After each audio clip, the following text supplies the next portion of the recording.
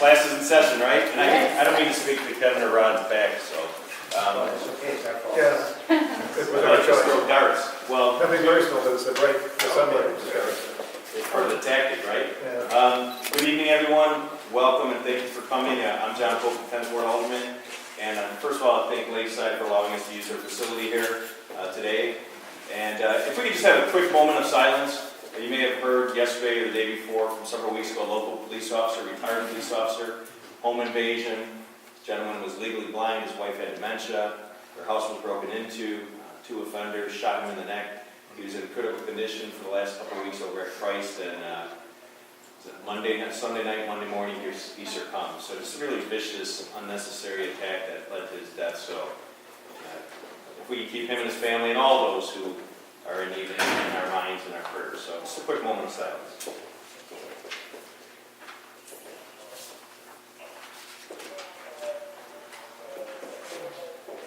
All right, thank you, everyone. There's plenty of seats, or we can get more seats for anyone who's arriving.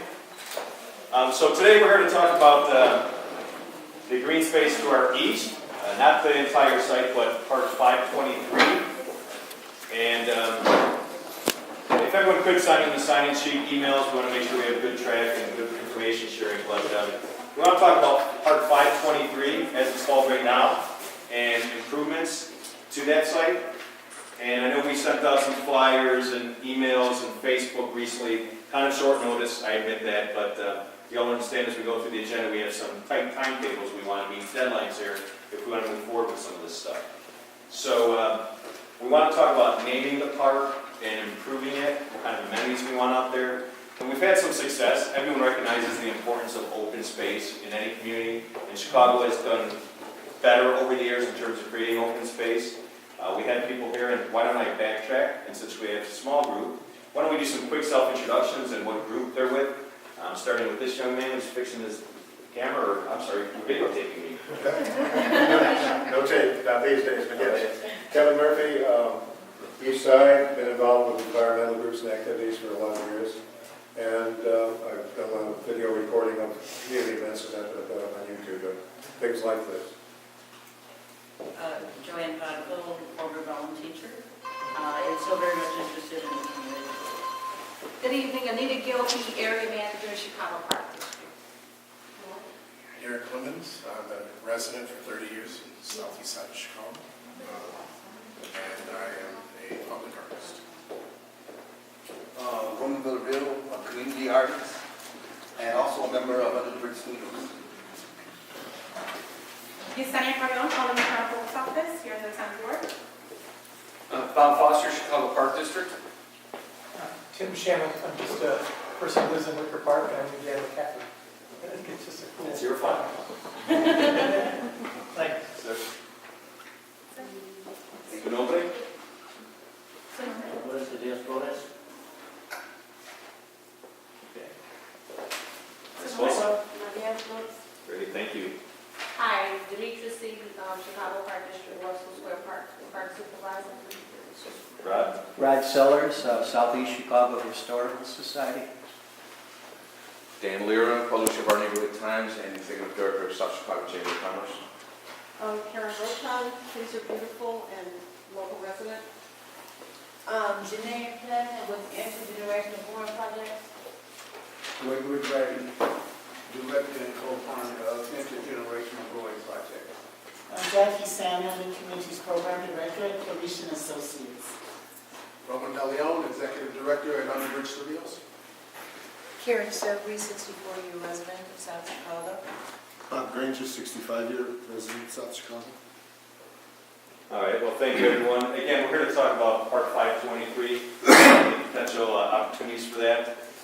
As we all know, open space is a critical part of our environment, our lifestyles here, and in the 10th Ward, we've tried to focus on open space throughout the years, whether it be community gardens, many of those are in South Chicago, from the bike path or bike paths that we have, Burnham Greenway, right down the street, Park 523. Got improvements to Cal Park with the artificial multi-purpose field, so we understand the importance of those, and we're trying to continue to elevate and create more open space for us here in the 10th Ward. So the site we're talking about, and there's a photo here, it's the park space 523 at the end of 87th Street. Basically, on the far north end, it's more or less the slip here, 85th, 86th Street. At the end, it's basically at the mouth of the river. And you can pass this around, but this green space here. And Bob, total number of acres off the top of your head? 13.5. Okay, so just, 13.5. The site's improved, and obviously that's a great amenity here. Anyone know Daniel Burnham, you know that he had a vision for ensuring that there's a green space, continuous green space along the perimeter of our city so that the park or the open space could be available for all. Unfortunately, the history of this site didn't allow for that. It was privately owned, U.S. Steel operated here, so this is one of the few areas in the entire city where there's not public access or wasn't public access to the lakefront. So as part of this development from day one, there's been an insistence by everyone, from the owners, the community, the developers, to ensure that there's public open space. So we're moving forward with that. This space, we think, can serve the community well. It was opened back in October when US 41 was open, and already we've seen a lot of interest there. I know the first 2 days it was open, I was out there 3 and 4 times just to check, and we had people from the neighborhood, people from out of state, and surprisingly, or maybe not so surprising, people from the neighborhood would go out there and say, oh my goodness, I never realized how big this property was. I never saw such a great view. Because even though they lived in the neighborhood, maybe they didn't work here, it was never accessible, so it really enlightened some folks, and including those who have been here for decades. So we want to continue on that trend, that move to make it available, make it as good as possible. In order to kind of move forward on some of the things, especially the naming of the park and some improvements, including a sculpture or monument, we invited some folks, had some preliminary conversations with respected residents, respected people in the community, and they'll all speak, including Rod and Joanne and Roman. The idea is to name this Steelworkers Park, and I think it gives proper respect, homage to the history of the site and to other steel mills because they played such a crucial role in the development and history of this neighborhood. But I think by improving the park and bringing some of the amenities that we're talking about, we're putting the past behind us and keeping that memories focused, but moving forward and trying to create more positive activities, more recreational, community-based activities that everyone can enjoy, so we're not shut out from what used to be U.S. Steel. So in that respect, we'd like to just educate you again, maybe tell you some information you do know, maybe some information you don't know. And with that, I'd like to ask Rod Sellers to maybe talk a little bit about the site, some of the nuances of it, what was here, how it got started. And Rod didn't say too much, but Rod is a former high school teacher, finished up at George Washington High School after, you taught there for 4 years, was it?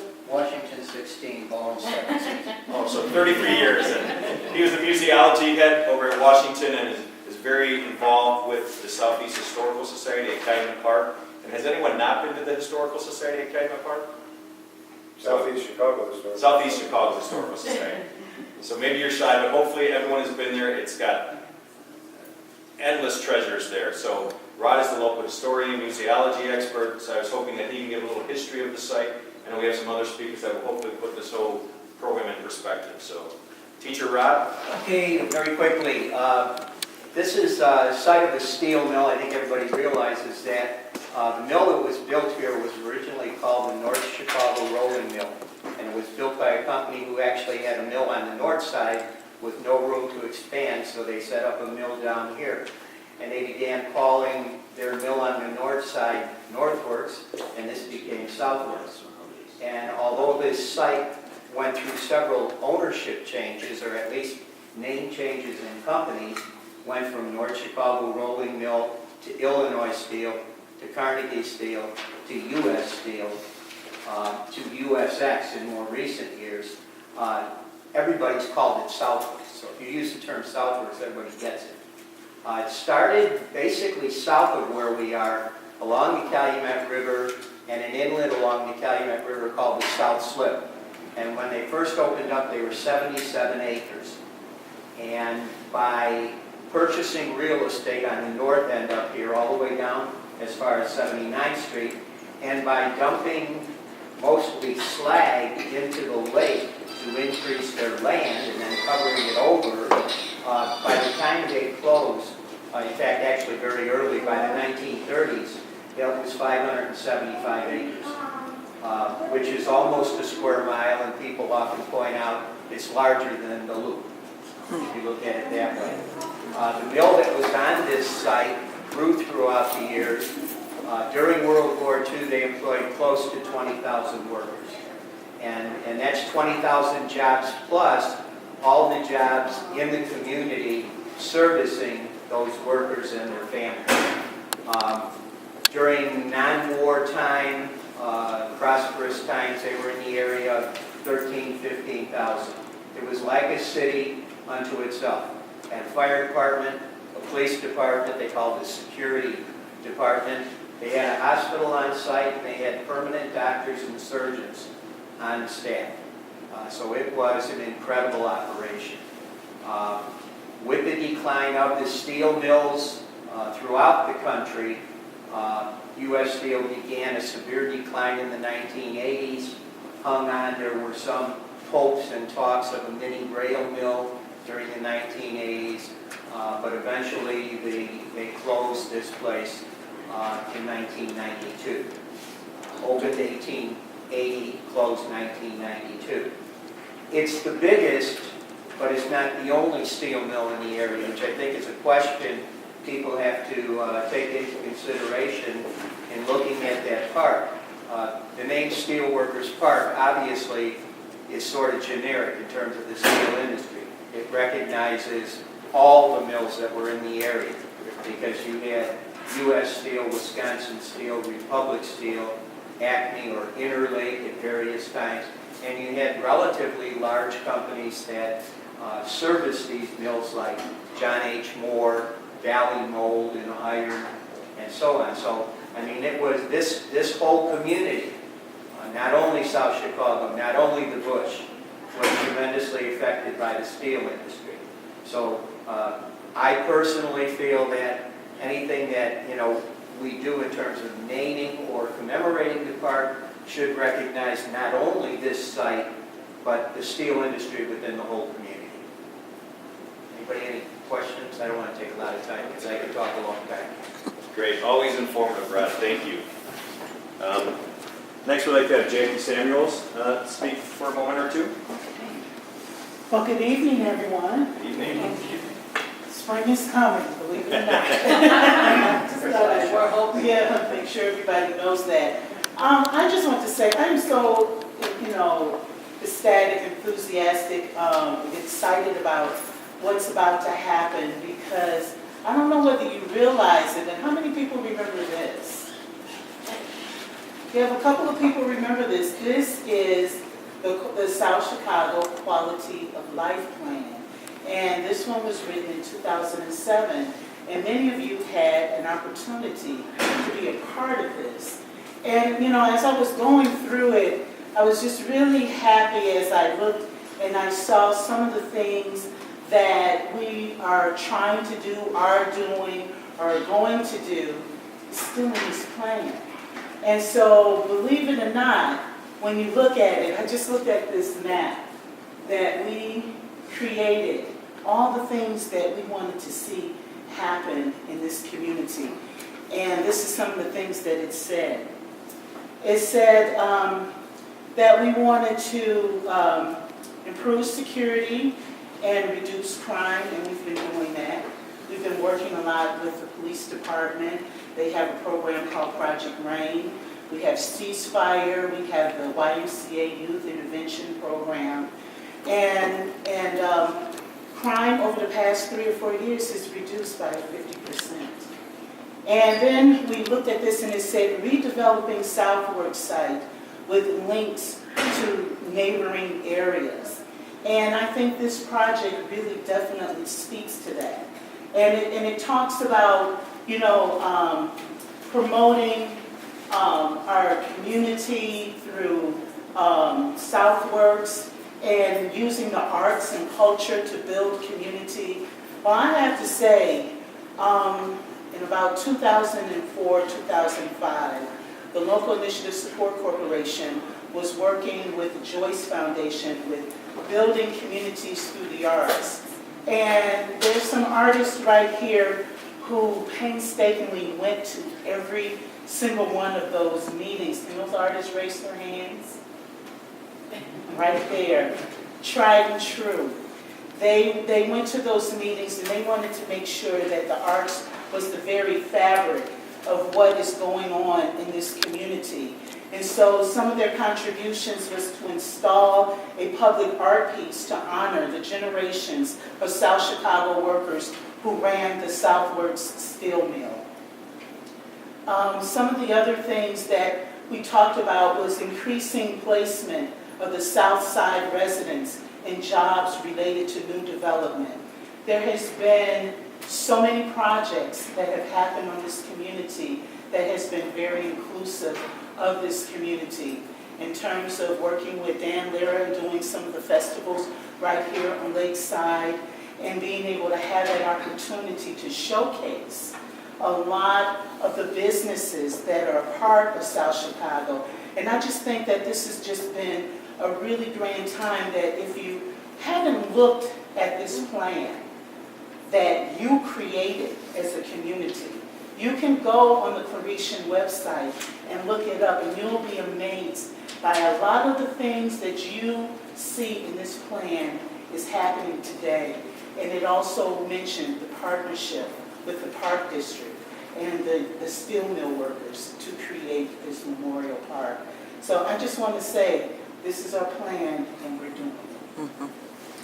Thank you, Jake. So there's obviously some rhyme and reason to our strategy, right? Great, thank you. And some people arrived a little later. I think Yolanda, Victor, and Tom, would you, those who came a little later, mind just introducing themselves? Victor, would you mind starting?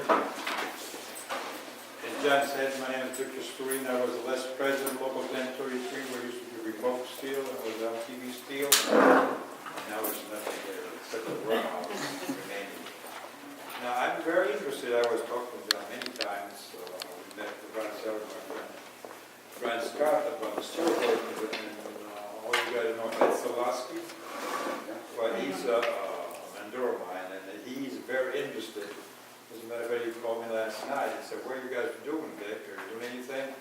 So we have a meeting tomorrow night, and we're going to talk about it, see what's going to happen. Yeah, I hope that this will come true, and so people know that there were steel mills around South Chicago. And now I hope something better comes. Thank you. Thanks. Yolanda? I'm Yolanda Deanda, I'm the Executive Director of the Eastside Chamber of Commerce. I'm also a ex-Bush person, so these were my stomping grounds when I was younger. And many of my relatives that worked at the U.S. Works or Republic Steel or whatever steel mill was around, there was a relative working there because it was a big steel industry around here. And it has saddened me to see how great of a neighborhood it was, and then we saw it go down a little here, and we're hoping that these are the steps toward that greatness again. Thank you. Tom, was it? Tom? Oh, yeah. Tom Shepard, Southeast Environmental Task Force President. Maria Villarreal, Southside resident for about 27 years. No, maybe 50-some years before I met my own man. And then my husband's Ron Villarreal, and I am a South Chicago artist. I work all over the city, and I basically wanted to put myself on the Super South Side. So that's what I done. Well, thank you. I appreciate it. So we've given some information about the park itself and the history and how these type of plans and ideas follow existing plans that are on the books. We'd like to spend some time, I guess a lot of time, to talk about the main reason for coming here tonight. And that's, again, the naming of the park and some kind of monument, sculpture, giving deference, giving homage to what the site used to be, but inspiring future activities and positive activities. So with that, Roman, can you give some information about your ideas for sculpture, the art piece? Well, what you have here, basically I went to work in the steel mills in 1967 at 17 years old. So I was able to have an opportunity to see what happened to our community from the very beginning and the way it's evolving now. So when I was told about the project, it's interesting because even in the first plan to put together that packet, one of the first things that was mentioned in there was a sculpture. It's been in there for quite a long time. But one of the most important things that Jackie mentioned is that we asked for a cultural center. One of the first things that they asked us in the beginning is, what would you really want in this community? A cultural center. I think if we would have a culture center, we would have something that's unique because of the way everything is set up. This is something for us really to shoot forward that would be totally unique to ours, a cultural center, because it's listed, but it's not. Now, what you see here, when I was told about this project, I've always felt, being a steelworker myself, that part of the essence of being a steelworker is we were the steel. Even though we produced the steel, our community basically was steel. Our heart, the way everything was formed, the families. Because anytime you think of Southworks, the first thing you think of is familia, because this was a family. And all of us that were born here, like I was born across the street from here on 85th, so I was able to absorb the mill since I was a kid. It's always been part of my life. So when I was asked to put something together, one of the first things that came into my mind was the image of the steelworker. And the most important thing to me, the steelworker is family. And that's one of the reasons that I kind of designed this. This is going to be, if it's accepted, it's going to be 10 feet tall with a 14-foot base. It's going to be made out of Indiana limestone that's going to be 4 feet by 3.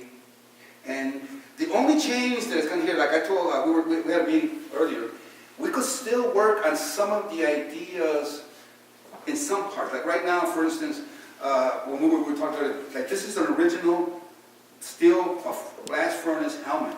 Except I did it a little bit wrong, because basically it was round. The newer ones are a little bit more tapered. They also wore these green outfits that was for asbestos. So this is basically some of the outfits. And of course, the metatarsal shoe. And the most important thing is that we all came from something. We were all immigrants. Everybody that came here to the steel mill came here for the first time and became South Chicago.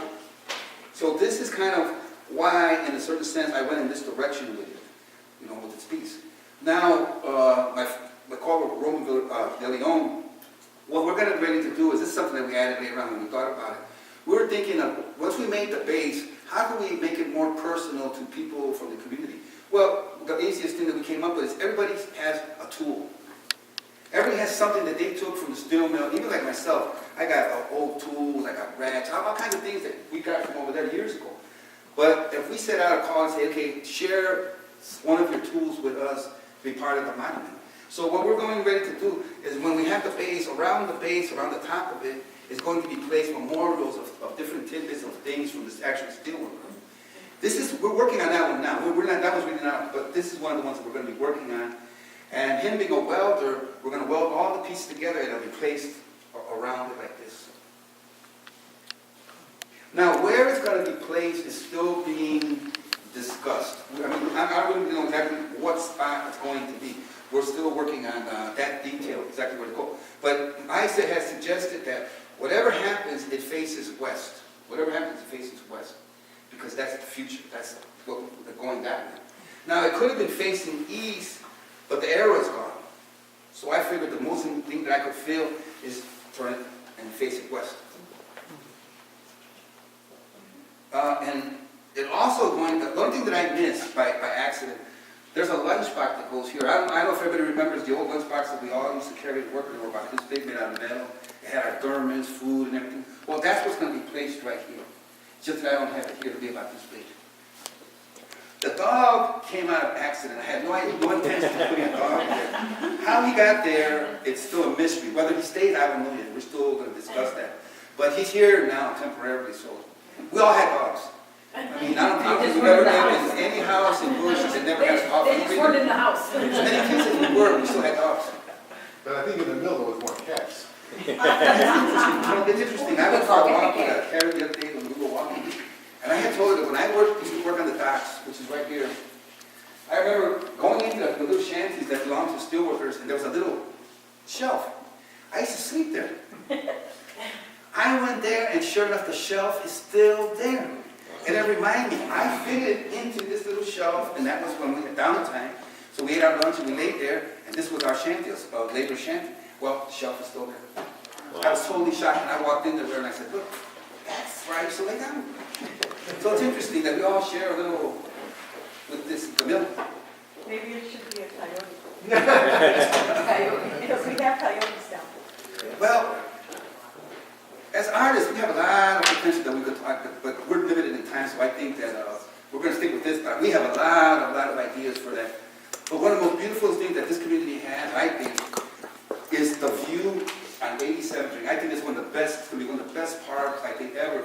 Because if we follow the plan that we suggested, that it will become a sculpture park over the next 20 years. Little by little, we add another piece of sculpture, another piece of sculpture, and we'll have something that no other community will have, a sculpture park. And hopefully this might be the first one of many. You know, and the plan is, the big plan is, whatever sculptures there are in our community, we want to branch out, and hopefully in the near future we'll be able to bring in artists from all over the world to participate in our park. Again, my name is Roman Villarreal, and thank you. Any questions about Roman, can you talk about kind of the history of this piece? Because you thought about this not just in the last month or two. No. There's some ideas about this years ago. No, this piece has been with me since the 80s. When I was first asked, believe it or not, Buchanan. Former Alderman Buchanan. Alderman Buchanan approached me years ago, and we were talking at that time of a cultural center. It never got off the ground, but I remember Buchanan always used to tell me, Roman, if a culture ever happens, he wanted it to be named after him. And I was, sure, we'll name it after you. But even then, he already had seen the sculpture. I had already made a small maquette out of a piece of clay, and I took it to him. I said, well, what would you do? And I said, here it is, and I brought it to him. I still have it put away in my archives, but I just reinvented the one that I had originally done and created it now with this material. This material is a lot more easier to describe what I'm doing because it's direct carving. So whatever happens here is going to happen to the stone. If everything works according to plan, and the stone comes into my possession sometime in April, then I could make the deadline. But the important thing that we're trying to do is get this stone in my possession as soon as possible. Because once the weather breaks, I have to go to work. Because to build something of this caliber and the deadline it can be done. It's just going to take a little bit more work. So the faster this stone comes to me, the faster I can have it ready for the deadline, which is September 6th. Well, that's a great point that you mentioned, Roman. We're looking at September to try having an opening ceremony, dedication to the park. And it's not just the sculpture, some of the other things we're going to talk about, but really to invite the whole community and those who work here, maybe don't live here anymore, families are familiar with it. So it's a park dedication. It's the unveiling of the monument, but we're trying to bring some other activities and programs to really make it a fun-filled, exciting day that pays tribute to the past, but also looks forward to the future. Well, another thing that we were going to add to this, we were also thinking of getting together, that's something separate. What is it called, a web page or live feed? Yeah, basically it'd be like a live feed of him working every week. We tap into it. He's also looking to get like apprentices from the neighborhood, younger students that want to learn. There's also going to be a plaque as well, which I mentioned, with the history of actually the piece and of what's yet to be determined, whether it's this steel mill alone or all in general.